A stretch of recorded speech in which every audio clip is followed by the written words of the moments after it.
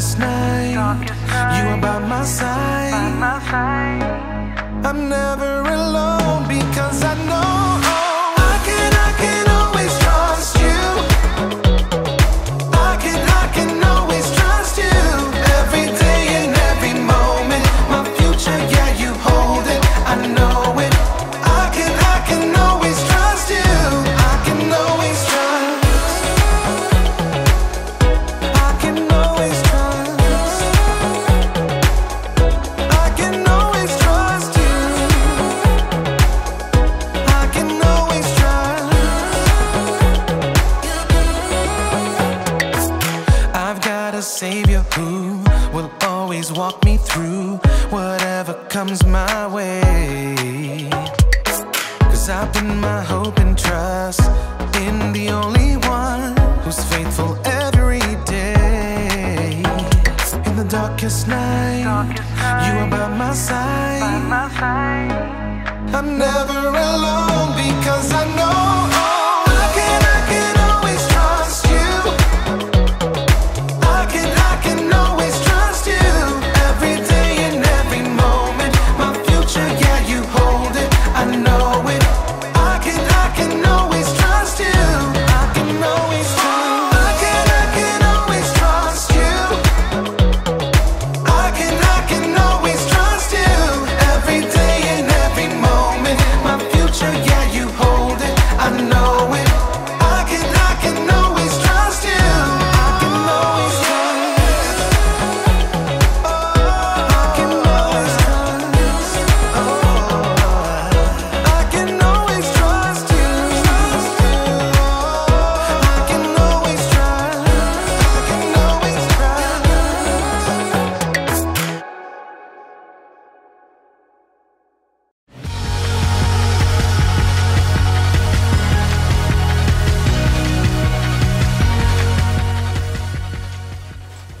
Oh, hey everyone! Oh, I'm Erica. I hope you don't mind I get into shape while we do this. Exercise is important, you know, or of course.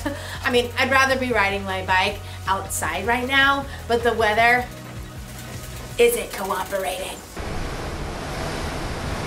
But that's okay, because I can ride this bike inside! Ooh, see that? I'm showing contentment. Contentment is learning to be okay with what you have. So, I'm okay with this stationary bike. You know, they've made all kinds of advancements with stationary bikes. I want one of those bikes that has all those different settings where you can make it feel like you're going like uphill or downhill. Whee!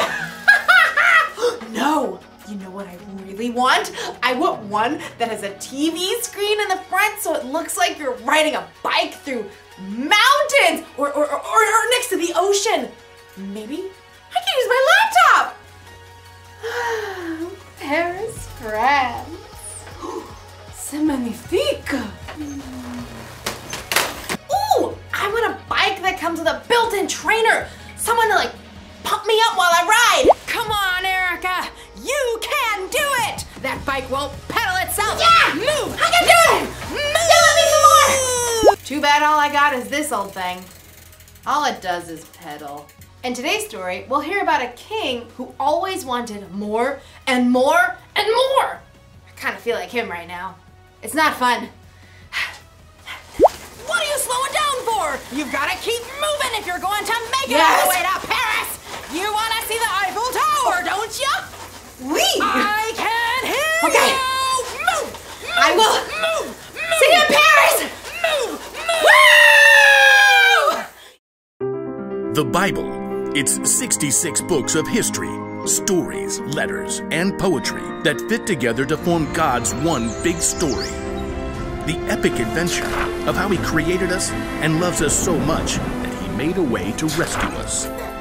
As we travel through the Bible, from Genesis to Revelation, we discover people who met God and found their lives changed forever. Now, for an amazing story, inspired by the book of 1 Kings. Chapter 21. After David and Solomon, many kings ruled the lands of Judah and Israel. Some of them listened to God, but most did not. King Ahab was worse than any other king of Israel before him. He only thought of himself and did exactly as he wanted to do. Do exactly as I want. Yes, Your Highness. What do you want? 4 calling birds, 3 French hens, 2 turtle doves, and 1... Oh, it escapes me. Just bring me some pears flambé. No one ever said no to King Ahab, not even his wife, Queen Jezebel. Am I the most fabulous king to ever rule this land? Yes, of course, because you have me. King Ahab was certain he had everything he could ever want. That is, until he took a drive into the neighboring town of Jezreel. Ooh, just look at that lovely vineyard. It is perfection. Stop at once. King Ahab examined the green leafy vines and the heavy bunches of grapes. What fantastic fruit. The soil must be excellent. You, over there. Who, me? Who, me, your majesty? Who, me, Your Majesty? Of course, you. Do you own this fine vineyard? I do, Your Majesty. Excellent. You must sell it to me at once, and I shall turn it into a vegetable garden. No. Excuse me? Your Majesty? I'll pay good money. I'll trade you a better vineyard. I said no, Your Majesty. May the Lord keep me from giving you the land my family handed down to me. You... what? No. King Ahab was enraged. When he returned to the palace, he threw himself down on his bed and refused to eat anything, even date cakes dipped in honey. Why are you in such a bad mood? Why won't you eat anything? Naboth won't give me his vineyard. Oh, snap out of it. You're the king. I'll get you that vineyard. Queen Jezebel was just as bad as her husband, or maybe worse. She wrote a letter to the leaders of Naboth's town. Here is your mission, which you must accept. Number 1, announce a special day and give Naboth an important seat. 2, have 2 bad guys sit across from Naboth and claim that he cursed God and the king. 3, drag Naboth out of the city and throw stones at him until he dies. That should clear. Queen Jezebel sent her message, and the leaders of Naboth's town followed it, to the letter. Tell the queen, mission accomplished. Queen Jezebel was delighted by this terrible news and immediately went to find King Ahab. Oh, woe is me. Naboth won't give me... Get up! Take over Naboth's vineyard. He's dead. What? Mine! All mine! King Ahab ordered his chariot and set off at once for Jezreel. We'll rip out these annoying vines, plant peas, parsnips, potatoes. But even as Ahab garden partied, God spoke to the prophet Elijah. Go down to see Ahab. You will find him in Naboth's vineyard.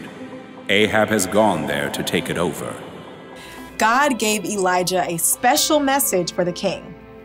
Elijah had faced Ahab before and knew the king would not be pleased to see him. Okay, here goes. Elijah traveled to Jezreel and found Ahab in the vineyard.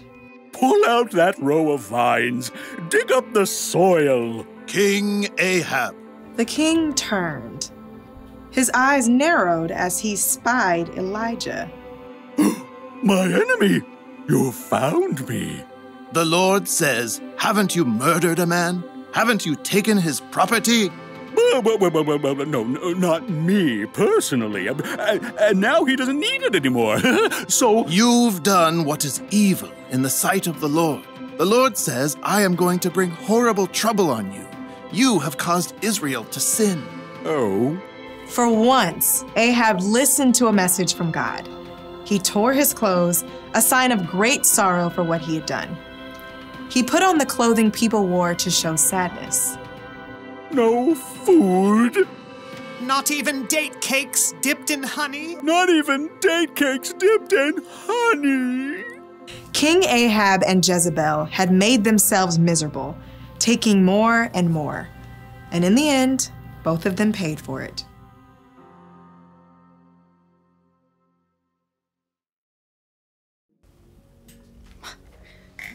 Yeesh! King Ahab really wanted Naboth's vineyard. It's okay to want things, but Ahab wanted it so badly that it made him miserable. He even refused to eat. Has it ever happened to you? Have you ever wanted something so badly that it was all you could think about? Maybe it made you like super sad when you couldn't get it. Or maybe you threw a tantrum. If that sounds like something you might do, you may need a little help with contentment. Wanting things is fine. It gives you something to work toward or to look forward to. But when you want more and more and more and more, it can make you feel like Ahab. Miserable. Jesus once said, "Watch out! Be on guard against wanting to have more and more things.